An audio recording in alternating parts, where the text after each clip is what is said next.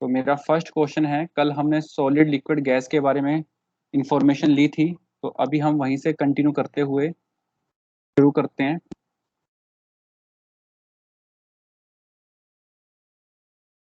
तो मेरा first question रहेगा आप सबसे कि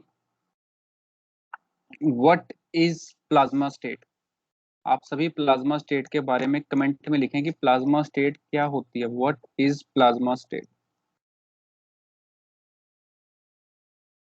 व्हाट इज प्लाज्मा स्टेट।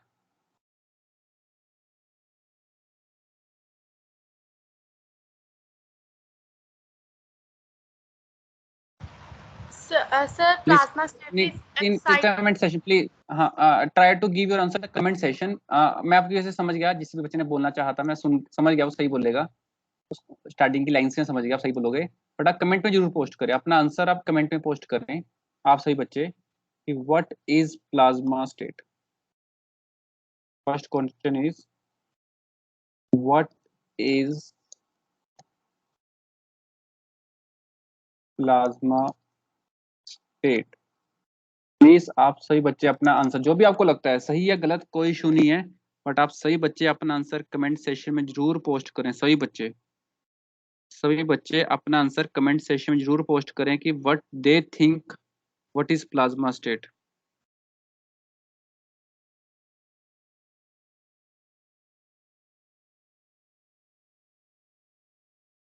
तो आपका आंसर हो सकता है द एक्साइटेड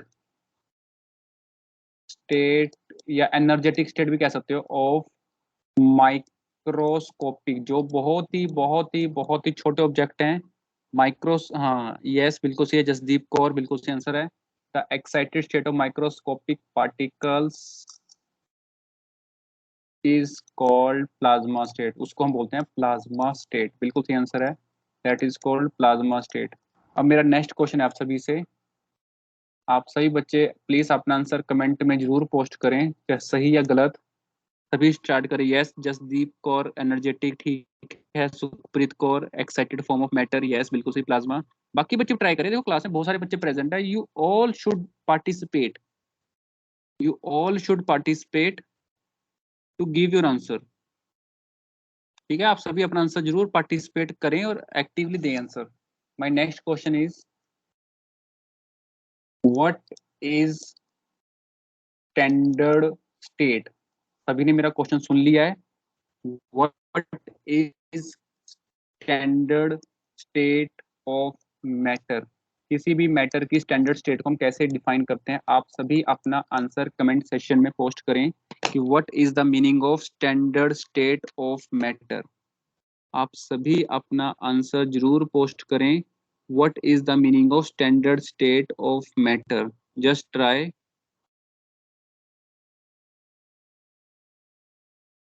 और अपनी अटेंडेंस व्हाट्सएप पर भी जरूर देना, आप सही बच्चे अपनी अटेंडेंस व्हाट्सएप पर भी जरूर दे देना। आप सही बच्चे अपनी अटेंडेंस व्हाट्सएप पर भी जरूर दे देना, ठीक है।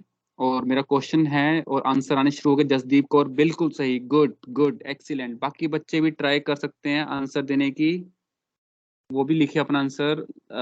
बिल्कुल सही लिख रहे हैं, यस गुड। यस राजविंदर बिल्कुल सही। When a substance in room temperature, बिल्कुल सही Rajwinder, good. Manveer Kaur standard state of matter, yes बिल्कुल सही। जो जो बच्चे आंसर सही देंगे उन सबको मेरी तरफ से थम्स अप, जिसको नहीं दे पाऊँ तो माफ करना, लेकिन सभी बच्चे ट्राई करें और सही आंसर लिखें, शाबाश।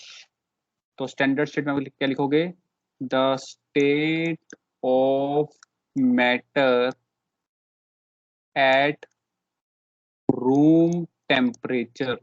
रूम टेम्परेचर पे किसी मैटर की जो स्टेट होती है उसको बोलते हैं state of matter. Yes Ranjeet Patinder बिल्कुल सही। और यस रमनजोत बिल्कुल सही। विशाल कोई बात नहीं। तो सभी बच्चों का आंसर सही आ रहे हैं, यस सभी बच्चे ट्राई कर रहे हैं। रूम टेम्परेचर जो स्टेट है स्टैंडर्ड स्टेट, और आप सबको पता है कि रूम टेम्परेचर की वैल्यू कितनी है, you all know that is 25 degree Celsius, this is fix. और केल्विन में कितना है, दैट इज 298 केल्विन। केल्विन में 298, this is called standard state of matter. हमने कल एक चीज पढ़ी थी कि वो कौन कौन से फैक्टर्स हैं जिसको हम चेंज कर सकते हैं to convert a gas into liquid. Means question है मेरा, what are the factors which change the gas into liquid। वो कौन कौन से फैक्टर थे जिसके द्वारा हम किसी गैस को लिक्विड में कन्वर्ट करने के लिए यूज करते हैं। प्लीज आप सही बच्चे अपना आंसर जरूर पोस्ट करें, जैसे अभी अर्शदीप कौर ने किया है, अमनूर ने किया है, बाकी बच्चे भी जरूर करें, बाकी बच्चे भी अपना आंसर जरूर पोस्ट करें। ठीक है, एक हो गया टेम्परेचर, दूसरा एनर्जी, एक फैक्टर और था, आप सभी वो फैक्टर जरूर लिखें, वो फैक्टर आप सभी जरूर लिखें। वो कौन सा फैक्टर है? Yes, Arshdeep Singh 1, Arpandeep Kaur please participate, Golu, आप बहुत सारे बच्चे हैं, हरलिन वेदिका, सभी बच्चे अपना आंसर जरूर पोस्ट करें, सभी बच्चे, सभी बच्चे, रहमत सिद्धू यस, सभी बच्चे जो क्लास में प्रेजेंट है अपना आंसर जरूर पोस्ट करें, वेदर इट इज राइट और wrong doesn't matter, but participate करें और आंसर दें। एक हो गया टेम्परेचर, एक एनर्जी, हीटिंग कूलिंग, बिल्कुल सही है, और भी कुछ फैक्टर्स हैं। एक फैक्टर है जो मैंने शायद लेट सर बताया था। मैंने लिख दिया। हाँ शाबाश, गुड गुड, मैं देख पा रहा हूँ, मैं देख पा रहा हूँ सबके आंसर्स। यस यस, तो सभी बच्चे दो फैक्टर तो बिल्कुल सही लिख रहे हैं। देखो सभी लिखे आंसर, मैं सभी से रिक्वेस्ट करूंगा सभी एक्टिव पार्टिसिपेट करें और आंसर लिखे, जितने ज्यादा आप आंसर कमेंट में लिखोगे आप याद रख पाओगे। तो फैक्टर्स कौन कौन से थे जो आप सभी लिख रहे हो? एक तो आप लिख रहे हो सभी बच्चे टेम्परेचर, जो कि बिल्कुल सही है। एक का आप लिख रहे हो एनर्जी या हीट, बिल्कुल सही है।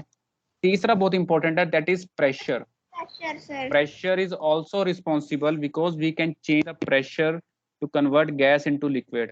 अब आप मुझे बताओ, किसी गैस को लिक्विड करने के लिए, किसी गैस को लिक्विड करने के लिए सही बच्चे आंसर देंगे, सही बच्चे आंसर लिखेंगे कमेंट में। It temperature should be low और temperature should be high to convert a gas into liquid. Yes Avinash, Jasandeep, Sukhminder, Manveer, सारे बच्चे दसन मेनू कि temperature should be low or high to convert a gas into liquid. Yes Arpan, आपका answer मुझे नहीं दिख रहा कमेंट में। अर्पण, गुरलीन, ये बच्चे आंसर नहीं दे रहे। प्लीज अपना स्पीकर ऑफ रखो, आपसे सबको डिस्टरबेंस होती है प्लीज। यस सर करता हूँ। हाँ जी, सिर्फ आंसर तभी मैं स्पीकर ऑन नहीं करवा रहा, क्योंकि आंसर आप ऑन स्पीकर ऑन करके फिर आप वापस ऑफ नहीं करते और आपके सराउंडिंग की नॉइज आ रहती है। Yes sir.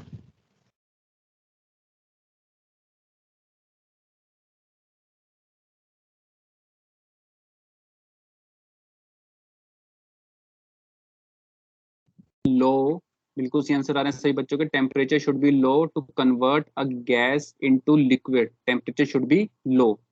And what about pressure, बिल्कुल सही आंसर आ रहे हैं सही बच्चों के। व्हाट अबाउट प्रेशर, सभी बच्चे आंसर दें। What about pressure, temperature should be low, and what about pressure, it should be low or high to convert gas into liquid. Particle पास पास आनी चाहिए, टेम्परेचर कम किया, प्रेशर कम करेंगे ज्यादा करेंगे कि पार्टिकल पास पास आए। प्रेशर शुड बी हाई और लो, बिल्कुल सही। प्रेशर जितना ज्यादा होगा पार्टिकल्स उतने पास आएंगे और उतनी जल्दी गैस से क्या बनेंगे, liquid. That is called high pressure and low temperature. I hope सही बच्चों को ये चीज तो क्लियर है कि गैस को लिक्विड करने के लिए उसके पार्टिकल्स का पास में आना जरूरी है। Particle should come close together, पास पास आना ही जरूरी है। उसके लिए टेम्परेचर को लो करेंगे और प्रेशर को हाई करेंगे। सभी बच्चे अपना आंसर जरूर कमेंट सेक्शन पोस्ट करें, मैं सभी के नाम देखता हूँ।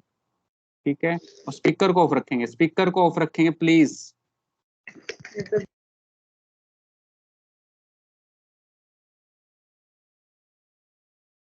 कोई बच्चा अपना स्पीकर ऑन नहीं करेगा, सिर्फ कमेंट में आंसर लिखेंगे। जो बच्चा स्पीकर ऐसे ऑन करके डिस्टरबेंस करेगा, मैंने उसका माउस माइक डिसेबल कर देना है प्लीज। ऐसे एक बच्चा डिस्टरबेंस करता है पूरी क्लास डिस्टर्ब होती है। तो high pressure and low temperature should be applied to convert a gas into liquid. और यहाँ पे जब कोई गैस लिक्विड बनती है वहां पे एक टेम्परेचर आता है, उस टेम्परेचर नाम क्या था? The temperature at which a gas is converted into liquid. The temperature at which a gas is converted into liquid, that temperature is called. Yes, please post your answer in the comment section. Post your answer. What is the temperature, what is the name of that temperature at which a gas is converted into liquid? And absolutely right by Sukhpreet Kaur 2, you are absolutely right. बाकी बच्चे please अपना answer जरूर post करें. Yes Jasdeep Kaur, Arshdeep अपना answer भी post करो. Yes अर्पण, करणप्रीत सिंह, कोमलप्रीत, अविनाश, रहमत, प्रतिंदर, हरलीन, सही बच्चे अपना आंसर जरूर पोस्ट करें. That is called critical temperature. Yes absolutely that is called critical temperature. अब हम सॉलिड को लिक्विड में और गैस में कन्वर्ट करते हैं by changing temperature, pressure and energy, heat मतलब. तो उसके लिए अलग अलग प्रोसेस लगते हैं. जैसे लाइक सॉलिड से लिक्विड आता है उसको बोलते हैं फ्यूजन, लिक्विड से गैस जाता है उसको बोलते हैं इवेपोरेशन, वो आपको पता है. गैस से लिक्विड आता है उसे कंडेंसेशन, लिक्विड से सॉलिड जाता है सॉलिडिफिकेशन, सॉलिड से डायरेक्ट गैस बने दैट इज सब्लिमेशन, गैस से वापस डायरेक्ट सॉलिड बने तो डिपोजिशन. ये नाम आपको पता है. सॉलिड से लिक्विड आना, लिक्विड से गैस जाना. आपने क्या बताया? इनके बारे में आपको डायरेक्टर. देखो मैं सारे लिख रहा हूँ, मैं कमेंट में सारे लिख देता हूँ, सारे लिख देता हूँ कमेंट में.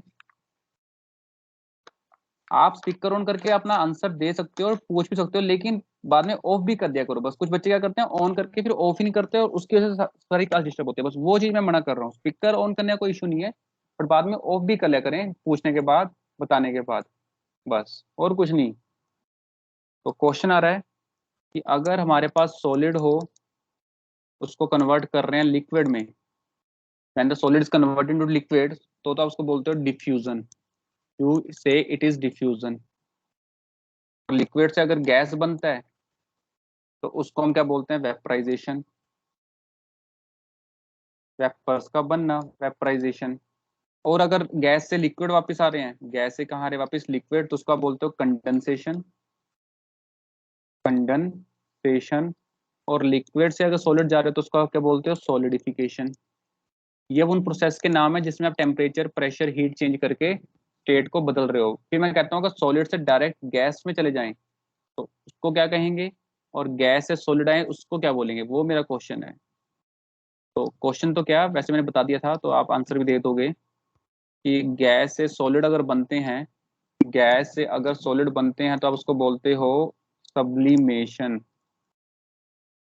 और अगर गैस से लिक्विड सॉलिड में आता है उसको बोलते हो डीपोजिशन. तो ये वर्ड भी आप याद रखना. Deposition means direct gas to solid. Solid से गैस जाएंगे तो सब्लिमेशन है, पर अगर रिवर्स आ गए गैस से सॉलिड में तो वो सब्लिमेशन नहीं है, वो डीपोजिशन है. ठीक है, ये चीज आप थोड़ा सा माइंड में सभी बच्चे रखना अपने. ठीक है.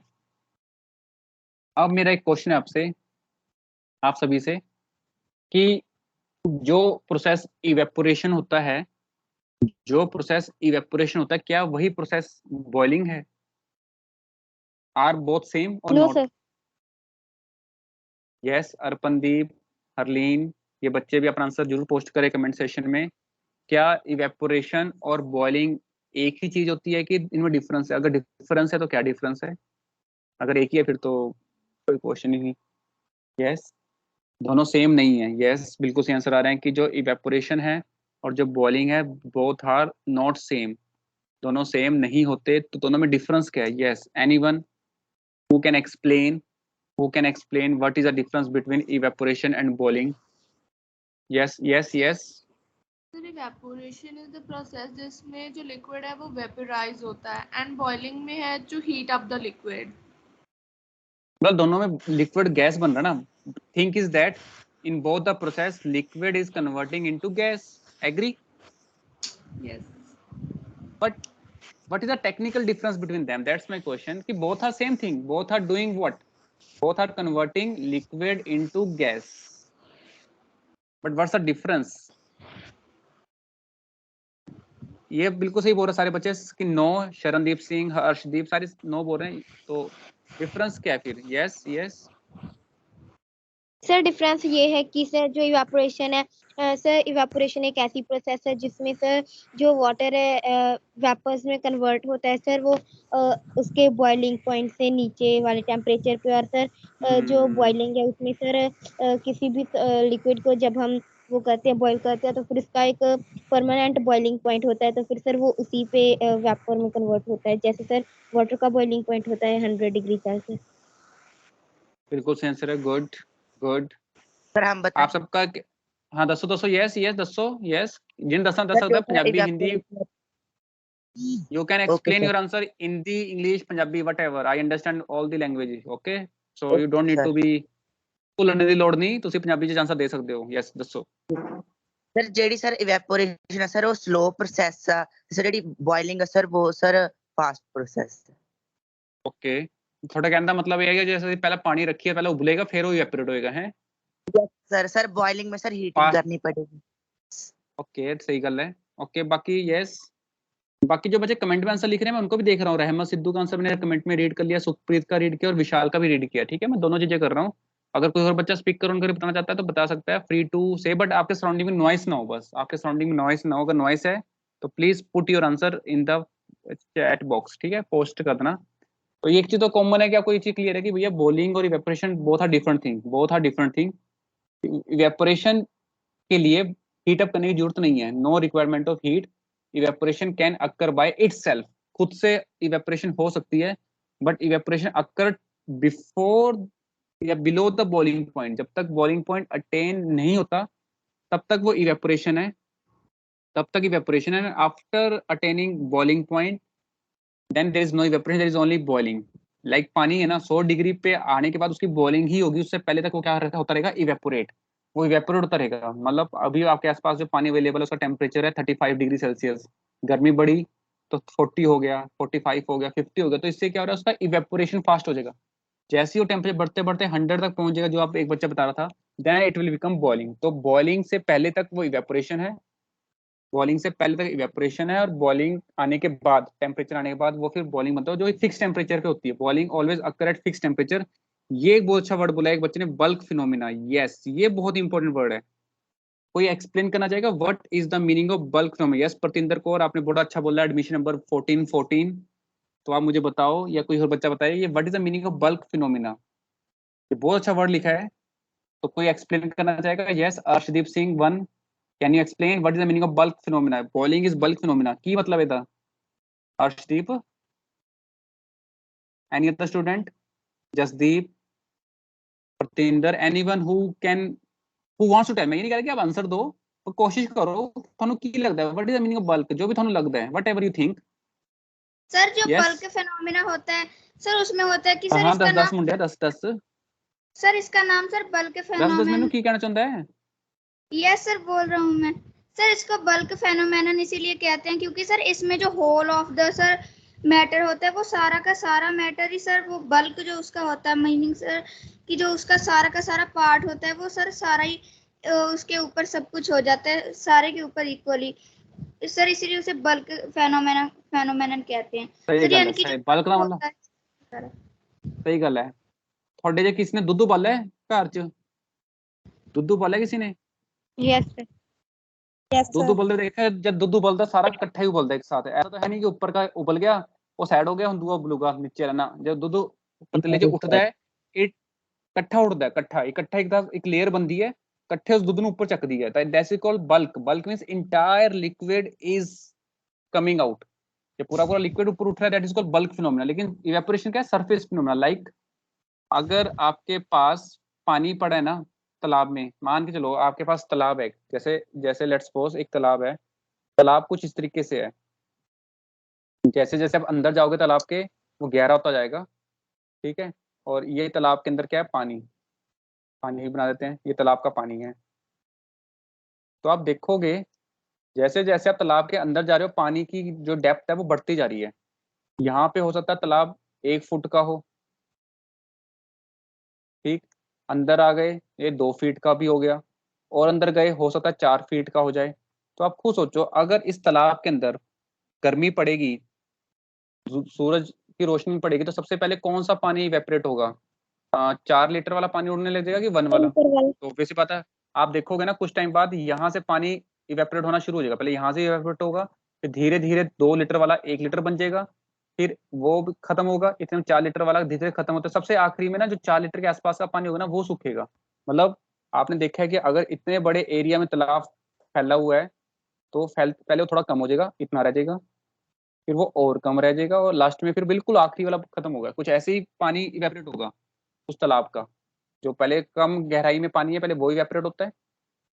ये सरफेस फिनोमेना है कि पहले ये वाली सरफेस उड़ेगी, ये वाली सरफेस, फिर बीच वाली सरफेस उड़नी शुरू होगी, फिर बिल्कुल कोर सेंटर की उड़ेंगी। ठीक है, ऐसे ही पानी खत्म होगा। ऐसा नहीं कि पहले बीच का पानी उड़ गया साइडों का रह गया, नहीं। ये सरफेस फिनोमेना, इसको बोलते हैं सरफेस की। जो पहले नजदीक है ना सरफेस के, पहले वो इवेपोरेट होगा इवेपोरेशन में, फिर बल्क। बल्क तो इसमें उठता ही नहीं कभी, बल्क हमेशा बॉइलिंग में ही होता है। तो ये डिफरेंस होता है। तो जो आप वर्ड लिखते हो अच्छी बात है, और उन वर्ड्स को एक्सप्लेन करना भी जरूरी होता है। ठीक है, तो आई होप ये चीज आपको क्लियर है। अब अगर मैं आपसे एक और चीज पूछूं कि जैसे इवेपोरेशन को पता है कि इवेपोरेशन कभी भी किसी टेम्परेचर पे हो जाती है, और उसके आपको फैक्टर्स भी पता है, वो कौन कौन से फैक्टर हैं जो इवेपोरेशन को डिपेंड करते हैं। मेरे पास सिंपल सा क्वेश्चन है, what is the name of that factor which decrease evaporation? What is the name of that factor which decrease evaporation? ਜਿਹੜਾ evaporation ਘਟਾਉਂਦਾ ਹੈ ਉਹ ਦੱਸਣਾ ਹੈ, ਘਟਾਣੇ ਵਾਲਾ, ਬਾਕੀ ਨਹੀਂ। ਬਾਕੀ ਨਹੀਂ। yes please comment your ਹਾਂ ਇੱਕੋ ਹੀ ਨਾ, ਉਹ ਕਿਹੜਾ ਹੈ? ਉਹੀ ਤਾਂ ਪੁੱਛਿਆ, ਉਹ ਕਿਹੜਾ ਹੈ, ਕਿਹੜੇ ਵਾਲਾ ਹੈ? which one decrease evaporation?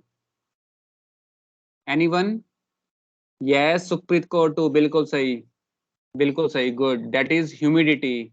Humidity is always decrease evaporation, not temperature. Temperature नहीं है, humidity है, humus, humidity, presence of hot water molecules in the air, humidity, not cooling. cooling को हम ना लेकर ना हम humidity वर्ड लेंगे। तो जिन बच्चों ने गलत लिखा है, जिन्होंने गलत लिखा है वो दोबारा ठीक करके लिख सकते हैं कमेंट में। मुझे भी लगा था कि सर इवेपोरेशन सर हीटनेस है, हीट है, लेकिन सर वो हीट भी क्या करेगी सर जब जो हमारा सर ह्यूमिडिटी है वो सर क्योंकि ज्यादा होगी तो फिर जगह ही नहीं होगी पार्टिकल्स के लिए जाने को, तो फिर अकेली हीट भी कुछ नहीं। तो right answer is humidity. Davinder, ये बच्चा भी प्लीज आंसर लिखे। अमनूर सिद्धू, आप भी आंसर लिखो। अक्षदीप सिंह सॉरी। तो प्लीज आप भी अपना आंसर जरूर कमेंट सेक्शन में पोस्ट करें। ठीक है, जो भी गलत हो सही हो कोई इशू नहीं है, आपको आंसर पोस्ट करना है। देखो आप इस क्लास में सीखने आए हो, सीखने का सबसे बेस्ट यही है, मैक्सिमम आंसर पार्ट दो थ्रू योर चैट और थ्रू योर स्पीकर। जितना आप दोगे उतना आप सीखोगे। ठीक है, तो ह्यूमिडिटी इसका सही आंसर था जो इवेपोरेशन को चेंज करती है। अब मेरा सिंपल सा क्वेश्चन है, मुझे सोचना था ना, सोच के, एक व्यक्ति उबलते हुए पानी के अंदर है, मतलब एक व्यक्ति के ऊपर ना उबलता हुआ पानी डाल दो और दूसरे व्यक्ति के ऊपर भाप फेंको, भाप प्रेशर से भाप फ्लो करवाओ, उसके ऊपर भाप का प्रेशर दो, तो ज्यादा बर्निंग, ज्यादा जलन उसको कब होगी? ज्यादा उबलता पानी उसको ज्यादा हीट अप या स्टीम? सर स्टीम पर। स्टीम? Yes sir. एक व्यक्ति है वो उसके ऊपर एक बॉइल्ड वाटर डाल दो। सर स्टीम उसकी सर चमड़ी को ज्यादा जलाएगी। ओके मुझे क्वेश्चन रिपीट करने दो। क्वेश्चन क्या है? क्वेश्चन ये है कि there is 2 type of water, one is boiled water, boiling वाला, second is steam water, steam भाप वाला, and both are thrown on a person which will make more burning. किसमें उसको ज्यादा जलन होगी? स्टीम वाले वाटर में। स्टीम मींस गैसेस फॉर्म, और बॉइलिंग वाटर, स्टीम मतलब भाप वाली अच्छी खासी भाप है वो, वैसी नहीं हल्की हल्की सी जो हमारे सर्दियों मुंह से निकलती है वैसी भाप नहीं, एक जो उबलते पानी की भाप होती है वैसी भाप। भाप mean steam of boiled water which will make more burning to person. तो कुछ बच्चों ने पहले बॉइलिंग आंसर दिया था। देखो सही बच्चे आंसर दें, सही है गलत कोई इशू नहीं होता। The thing is that you just participate and then you will learn. इसका जो राइट आंसर है वो स्टीम है। इसका जो असली आंसर है वो स्टीम है कि भाप वाला। बोलो। सर क्योंकि सर जो हमारा जो लिक्विड होता है उसके पास तो सर वही हीट होती है जो हमारी हीट ने उसे दी है, लेकिन सर जो स्टीम होती है वो हीट उसी हीट की वजह से सर एक तो ऊपर को गई है, और सर इसका कारण ये है कि जब हम ऐसा करते हैं तो सर उसकी वजह से जो एक्सेस हीट होती है सर, जो ज्यादा हो जाती है उससे सिंपल हीट से सर, वो भी उसके अंदर स्टीम के अंदर ही प्रेजेंट होती है, जिसकी वजह से वो ऐसा होता है। ठीक है, बिल्कुल सही आंसर है। अब जिनको समझ आ गया अच्छी बात, जिनको नहीं है मैं बता देता हूँ। कहने का मतलब ये है, लिक्विड के अंदर भी हीट है, स्टीम के अंदर भी हीट है, लेकिन स्टीम के अंदर एक्स्ट्रा हीट है। एक्स्ट्रा हीट, ये हीट कौन सी है जिसकी बात कर रहा हूँ, उस हीट का नाम है लेटेंट हीट। लेटेंट हीट, जिसमें जितनी ज्यादा लेटेंट हीट होती है उसका इम्पैक्ट उतना ज्यादा होगा। बॉइलिंग वाटर का इम्पैक्ट भी क्या है, बर्न करना। स्टीम का इम्पैक्ट भी क्या है, बर्न करना। दोनों में से ज्यादा बर्न वो करेगा जिसके पास लेटेंट हीट ज्यादा होगी, LATENT, latent heat. And latent heat is large in case of steam, that's why steam has more burning impact then boiled water. उबलते पानी की तुलना में जो स्टीम है उसका जो जलने वाला जो नुकसान है वो ज्यादा होगा, because of greater latent heat, उसका इम्पैक्ट ज्यादा पड़ेगा। इसी तरह एक है आपके पास बर्फ और एक है आपके पास पानी। 0 डिग्री सेल्सियस पे ज्यादा कूलिंग कौन करेगा? पानी रखो डिग्रीज करते करते 0 डिग्री पे, बर्फ रखो 0 डिग्री पे, एक आइस पे, आइस है 0 डिग्री पे, एक वाटर है 0 डिग्री पे। Which will has more cooling? ज्यादा कूलिंग किस में होगी, आइस में या वाटर में? Both are at 0 degree Celsius. Water means liquid, ice means solid, which has more cooling? Sir ice तो सर -100 डिग्री सेल्सियस पे नहीं होगी सर, नहीं, freezing। -100, -100। अब फ्रिज में जब हम बर्फ जमाते हैं -100 पे थोड़ा ना जमाते हैं, अरे 0 डिग्री पे yes, जमाते हैं। 0 डिग्री का मतलब 0 273, वो 100 डिग्री सेल्सियस बॉइलिंग पॉइंट है, -100 नहीं है। -100 तो फ्रिज में कभी बनेगा ही नहीं। कोई बात नहीं, आंसर दो। Out of ice and water which has more cooling effect. पहले लिया बर्निंग इफेक्ट, वाटर का स्टीम से, अब ले रहे हैं कूलिंग इफेक्ट वाटर का आइस से। सभी बच्चे ट्राई करें, जो आंसर नहीं भी लिखते वो भी कोशिश करें, आंसर लिखकर बड़ा अच्छा लगेगा। तो और इसका सर राइट जब आंसर आपने है, कि हाँ, जो ठीक है सी, स्टीम्ड वाटर होगा स्टीम होती है, तो ਉਹਦਾ जो ਇੰਪੈਕਟ ਜ਼ਿਆਦਾ ਹੁੰਦਾ ਹੈ। ਕਾਨੂੰ ਹੁੰਦਾ ਹੈ? ਕਿਉਂਕਿ ਉਹਦੇ ਅੰਦਰ ਲੈਟੈਂਟ ਹੀਟ ਜ਼ਿਆਦਾ ਹੈ, ਉਹਦੇ ਵਿੱਚ ਲੈਟੈਂਟ ਹੀਟ ਜ਼ਿਆਦਾ ਹੈ, ਇਸ ਕਰਕੇ ਉਹਦਾ ਜਿਹੜਾ ਬਰਨਿੰਗ ਇਫੈਕਟ ਹੈ ਜ਼ਿਆਦਾ ਹੈ as compare to boiled water के। My second question with respect to ice, yes, फिर एक बार ये हरलीन वैदिका ने आइस भी बना दी है, हरलीन वैदिका ने आइस भी बना के दी है, गुड हरलीन वैदिका। तो इसका जो राइट आंसर है वो आइस ही है, बिल्कुल सही रंजीत कौर, आपने आंसर ही मेंशन कर दिया, बिकॉज ऑफ लेटेंट हीट। तो लेटेंट हीट एक ऐसी हीट है जो आइस को भी वाटर से बेटर करती है कूलिंग में, और वही लेटेंट हीट स्टीम को भी बेटर करती है वाटर से बर्निंग करने में। मतलब बर्निंग में भी लिक्विड पीछे रह गया, कूलिंग में भी लिक्विड पीछे रह गया। बर्निंग में स्टीम आगे निकल गई लिक्विड से, और आइस और कूलिंग में आइस आगे निकल गई लिक्विड से, और दोनों का रीजन एक ही है, latent heat.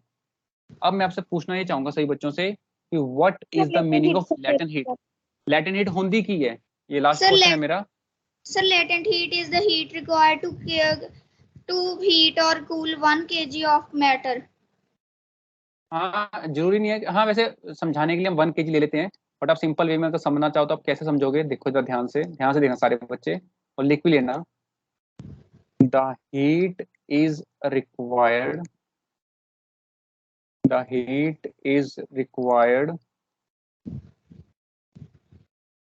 To change the state of matter. किसी भी मैटर की स्टेट को चेंज करने में जो हीट दी जाती है उस हीट को बोलते हैं लेटेंट हीट, उस हीट को बोलते हैं लेटेंट। अब देखो ये लिक्विड है, आप लिक्विड से गैस, गैस का मतलब स्टीम बनाना है, अपने वाटर का बनाना स्टीम, तो आप हीट दोगे ना, आप हीट दोगे, हीटिंग का मतलब क्या, आप हीट सप्लाई करोगे। तो जैसे आप हीट सप्लाई करोगे ऑटोमेटिकली इसकी जो लेटेंट हीट है, स्टीम की जो लेटेंट हीट है वो क्या हो जाएगी, इंक्रीज हो जाएगी, क्योंकि आपने स्टीम बनाने के लिए लिक्विड को लेटेंट हीट दी है। अगर लिक्विड में आप हीट दोगे ही नहीं तो गैस बनेगा ही नहीं, और गैस बनने के लिए आपने हीट दी, और हीट देते ही वो किसका काम कर रही है, उसके अंदर लेटेंट हीट का। यही मैं कहना चाह रहा हूँ कि गैस की लेटेंट हीट लिक्विड से ज्यादा क्यों, बिकॉज आपने हीट सप्लाई करी है लिक्विड को ताकि वो पहले स्टीम बने। इसी प्रकार उसी लिक्विड को सॉलिड बनने के लिए भी हीट दी जाती है, लेकिन कूलिंग की फॉर्म में, इसलिए यहाँ भी लेटेंट हीट बढ़ गई। तो सॉलिड की और गैस की दोनों की लेटेंट हीट बढ़ने का रीजन है उनको बनाना। इस गैस को भी लिक्विड से बनाया गया, सॉलिड को भी लिक्विड से बनाया गया, क्योंकि जो स्टैंडर्ड स्टेट है वो तो लिक्विड है ना, 25 डिग्री से स्टैंडर्ड स्टेट और लिक्विड, इसी से दोनों बनेंगे। तो जब बनाए जाते हैं, सॉलिड बनाया जाता है लिक्विड से या गैस बनाया जाता है, दोनों में लेटेंट हीट बढ़ जाती है, और इसके बढ़ने से ही इसका आइस का जो कूलिंग इफेक्ट है, जो आइस है उसका कूलिंग इफेक्ट बेटर हो जाता है, बेटर होता है लिक्विड से, और इसका जो बर्निंग इफेक्ट है वो भी बेटर होता है लिक्विड से।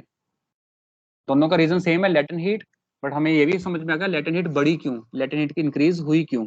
ठीक है, आपको अब मेरा क्वेश्चन उस बच्चे से है जो क्लास में बिल्कुल नहीं बोलता, उस बच्चे से मेरा क्वेश्चन है कि अगर आपका टेम्परेचर सेल्सियस में हो तो उसको केल्विन बनाने के लिए आप कितना वैल्यू ऐड करते हो। जो बच्चा क्लास में बिल्कुल नहीं बोलता वो बच्चा कमेंट में लिखे या बोल के बताए। गोलू कुमार, आप बता सकते हो गोलू कुमार, या जो बच्चा बिल्कुल नहीं बताता जशनदीप सिंह 3, जशनप्रीत सिंह 1, कि what is the value of temperature which is required to convert Celsius into kelvin.